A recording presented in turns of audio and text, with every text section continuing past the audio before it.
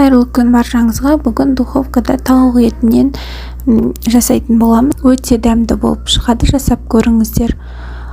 Алдымен осылайынан тауықтарымызды турап аламыз, үлкенірек қып. Одан кейін бұрышымызды тураймыз. Жуамызды тураймыз. Чесногымызды тураймыз.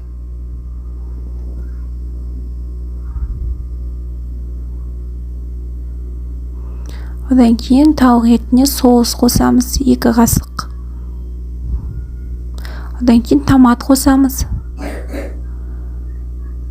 Барлығын біріктіреміз. Одан кейін жуаларымызды салып, бұрышымызды, чесногымызды универсальный менде. Приправамызды, қара бұрышты, қызыл бұрышымызды, көк жуаны, укропты қосып, барлығын біріктіреміз. Менде соус аз болып қапты, одан үстінен тағы да қостым, 1 қасық. Тұз қосамыз. Барлығын біріктіріп араластырамыз. Одан бетін жауып 30 минутке қоямыз. Картошкамызды турап аламыз. Сәбізімізді тураймыз осылай. Қызанақтарымызды турап аламыз.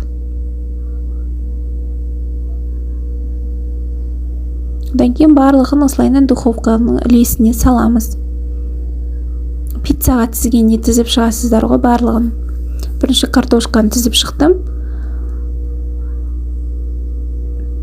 Одан кейін сәбізімізді үстінен тізіп шықтым. Қызанақтарымызды үстінен қойдым. Мына осылайынан тізіп шығасыздар. Одан кейін тауықтың етін салып шықтым. Міндетті түрде жаңа көкөністеріміздің үстіне қоямыз. Тауықтың суы, майы ағып, жаңа көкөністерімізге сочный дәмді болады. Видеоға түспей қапты, үстінен кішкене сұйық құйып жүресіздер ғой. Барлығын осылай тізіп болғаннан кейін 180 градуста 35-40 минутқа пісіріп аламыз. Міне дайын болды, ас болсын.